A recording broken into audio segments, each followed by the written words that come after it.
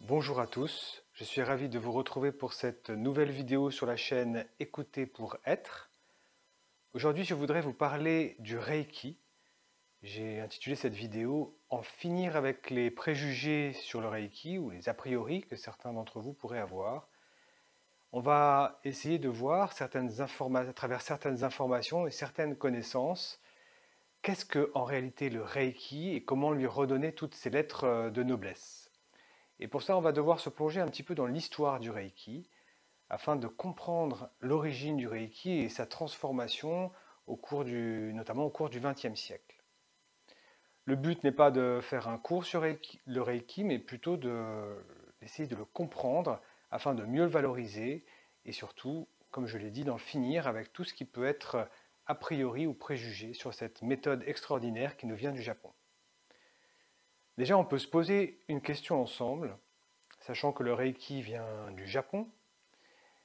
Est-ce qu'on connaît un art qui vient du Japon et qui serait superficiel, qui serait un art qui n'aurait pas vraiment de rigueur, de discipline, de précision? Parfois, les a priori qu'on rencontre, c'est oui, le Reiki, c'est une méthode un petit peu New Age comme ça, peut-être un peu farfelue, peut-être un peu sectaire.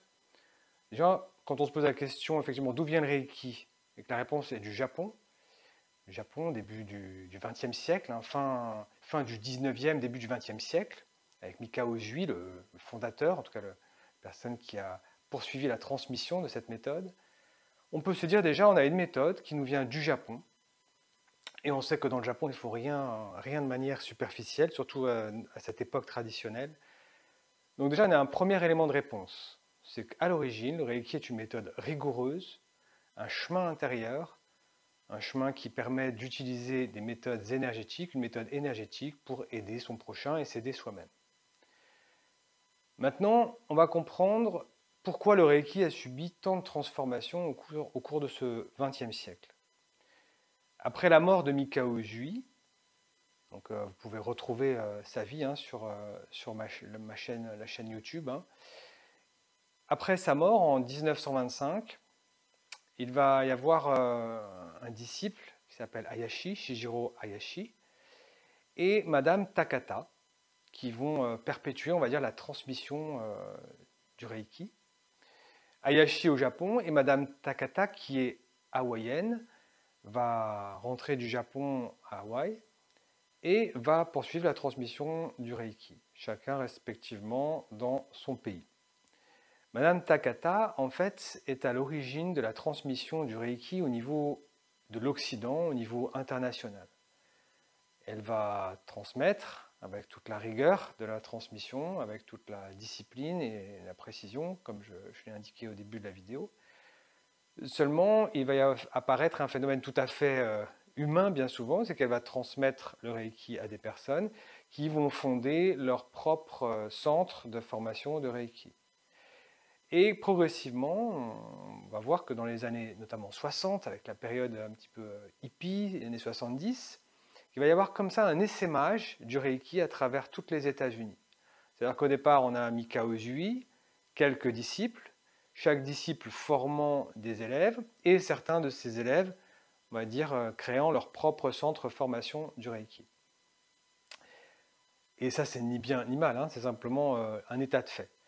Seulement, le Reiki donc, apparaît en Occident principalement dans les années 60-70, et là, c'est là où il y a pu y avoir un amalgame, c'est que du coup, on identifie souvent le Reiki à quelque chose de New Age parce que effectivement, sa propagation en Occident s'est faite durant les années 60-70, durant cette période qu'on connaît de libération, avec toutes les méthodes effectivement de yoga, etc., qui sont apparues, et la multiplication de centres de formation et d'initiation du Reiki.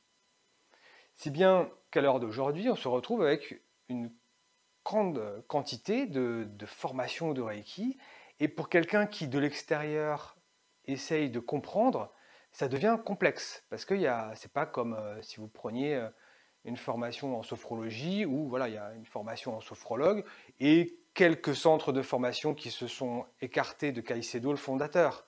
dans le Reiki, il y a vraiment beaucoup de branches.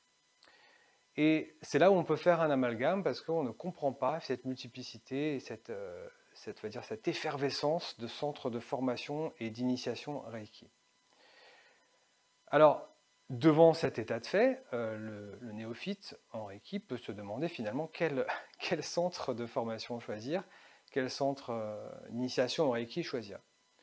Là, personnellement, je n'ai pas la réponse et je ne m'aventurerai pas sur ce terrain. Je pense que chacun doit pouvoir choisir.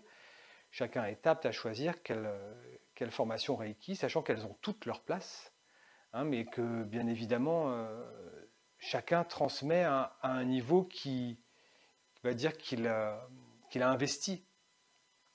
Et là, on ne peut pas être dans une critique ou un jugement, mais simplement la personne qui souhaite être initiée au Reiki, bien évidemment, se doit de se renseigner, de voir un petit peu les détails, et surtout peut-être de voir avec le centre de formation si c'est en adéquation avec ses propres valeurs ou sa propre compréhension du Reiki.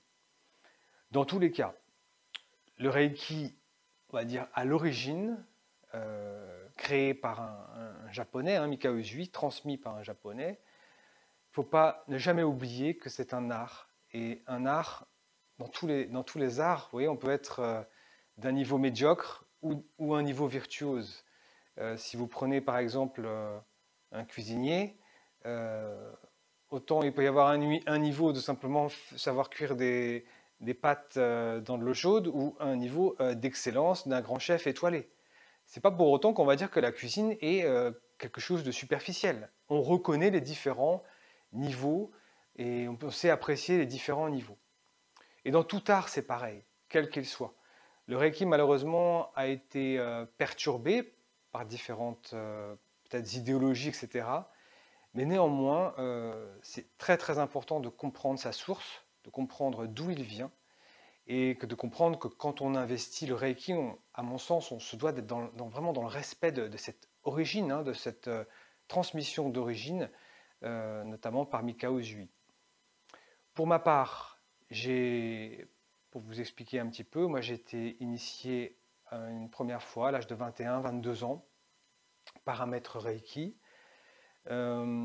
Puis en fait, je me suis dirigé davantage vers le Reiki Taoteki, qui est aussi une école, un centre de formation du Reiki.